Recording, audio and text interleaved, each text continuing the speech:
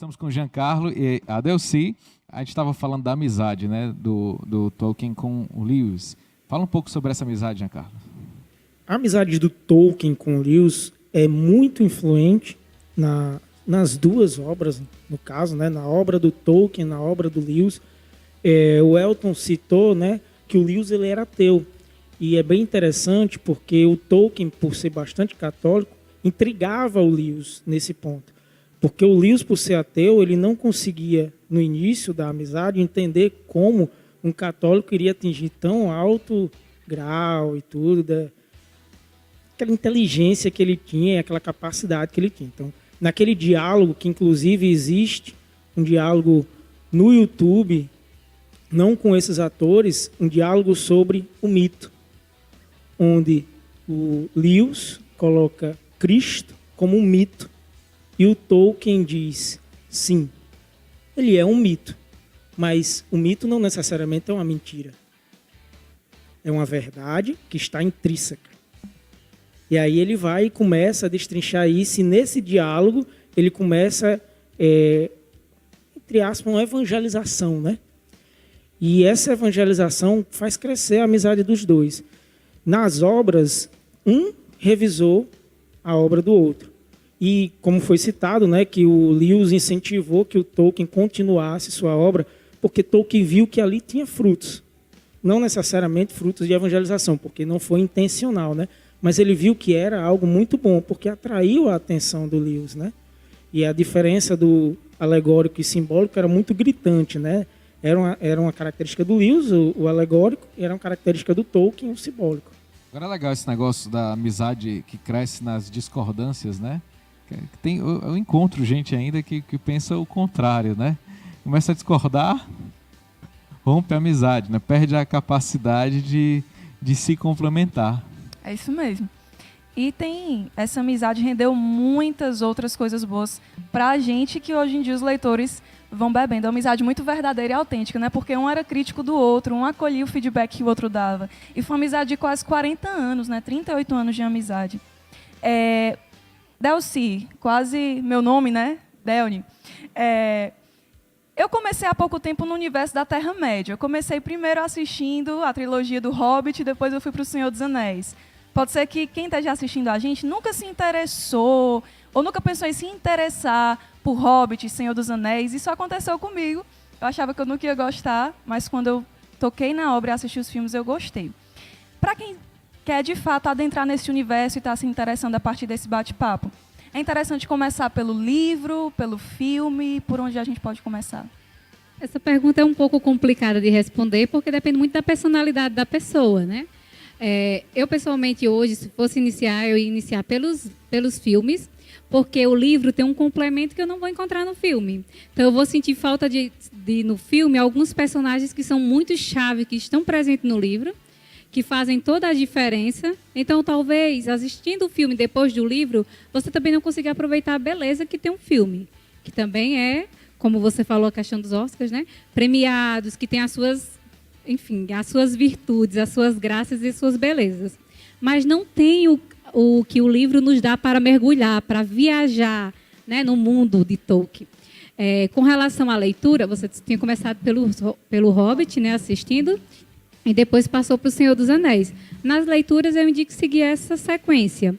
O primeiro livro escrito da Terra-média foi o Hobbit, que o Tolkien escreveu para os filhos dele, como um livro infantil, né? Então, na minha opinião, é a melhor obra para ser introduzido nos mistérios da Terra-média, para adentrar, né? Além de ser uma leitura leve, uma leitura divertida, ele também tem muito daquilo que será explorado posteriormente nas outras obras. Então, quem começa pelo Hobbit vai amarrando os detalhes quando parte para a trilogia, né? Aí aquele que já abriu a porta de Bolsão, que já botou o pé fora do condado, que já leu o Hobbit, pode se aventurar depois nas obras do Senhor dos Anéis, né? Na sequência que o próprio livro indica. A Sociedade do Anel, As Duas Torres e O Retorno do Rei. O Silmarillion ele foi escrito contos de histórias antigas, né? Então ele tem daquilo que não tem nos livros, mas eu acho que se você ler ele antes, você vai ter tipo spoiler daquilo que é o plano de fundo, aí vai perder um pouco a beleza. Acho que depois de completar o Hobbit, a trilogia, é hora de entrar com ele. Ele vai dar aquele abriu a visão, nossa, tal personagem que eu não entendia está escrito aqui, está explicado aqui, aí devolve o encanto, né? A capacidade de continuar se maravilhando, né? Você estava falando dessa questão, cada um tem um estilo, né? Tem gente que gosta de ler, tem gente que gosta mais de ver filme, mas eu me lembro que embora o filme tenha sido um filmaço, quando ele foi lançado, eu me lembro de muitos leitores, assim, decepcionados, assim, não foi assim quando eu estava lendo, eu imaginei que fosse, né? Você leu primeiro ou viu o filme primeiro, Giancarlo? Eu li primeiro. A minha mãe me presenteou o livro, né? A Sociedade do Anel, e eu destrinchei o livro A Sociedade do Anel, gostei bastante, já pedi As Duas Torres, que é a sequência, né? E já fiquei empolgado para assistir o filme, né? Então, como eu li, eu sabia quais eram as diferenças, mas são diferenças que sutis, e era mais o leitor que era mais Caxias, né? Porque foi um capítulo inteiro removido no filme, ou seja, quem só assiste o filme perdeu um capítulo inteiro do livro, né?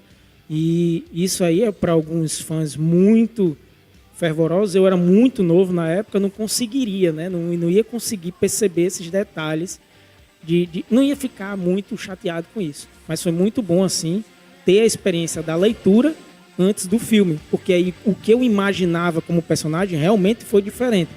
Mas eu não senti aquela raiva, foi muito diferente. Não foi tão diferente assim. Não dependendo de quem leu e vai, assim, no caso, né?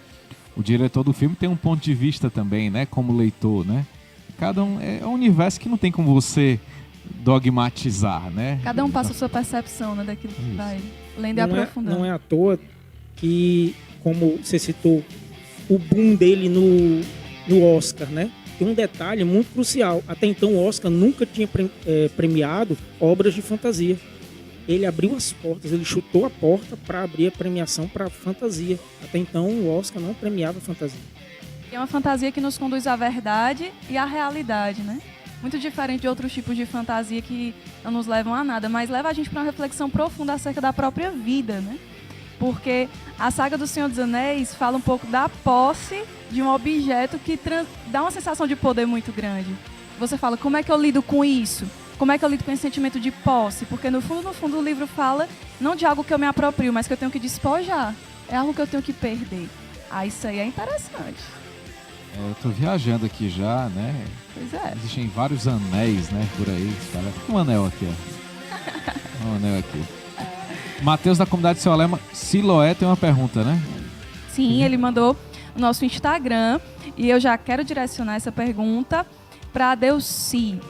Ele falou o seguinte: não sei se vai dar tempo de aprofundar, mas seria importante que vocês desmistificassem um pouco sobre os preconceitos que alguns nutrem pela obra de Tolkien, confundindo a magia que aparece na Terra-média com a bruxaria de Harry Potter, por exemplo. E são realidades totalmente distintas. Certo.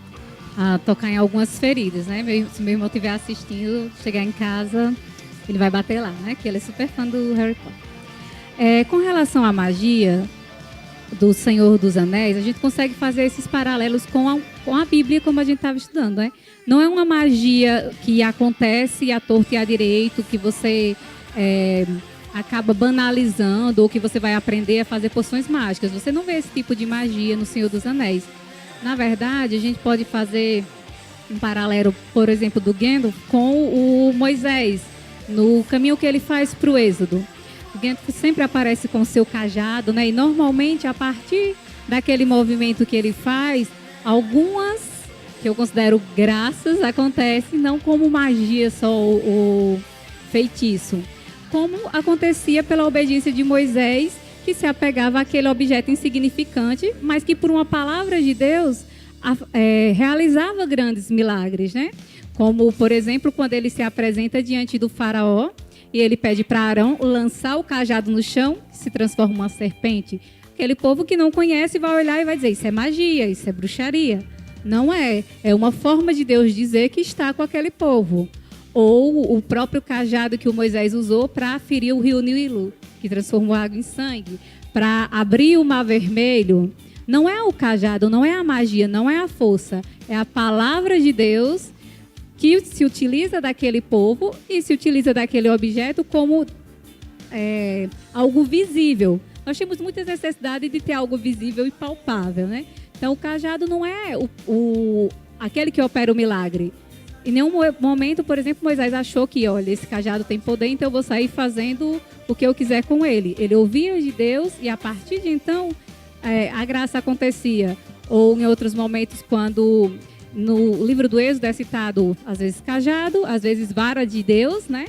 Quando ele fere, por exemplo, o Monte Horebe e sai água, ele manda bater com o cajado, ou madeiro, eles também chamam de madeiro, quando eles estão, por exemplo, com sede também, estão em Mara, que a água não é boa para o consumo, e o Senhor ordena, joga o madeiro na água e a água é purificada. Então você vê a ação de Deus a partir daqueles movimentos do homem.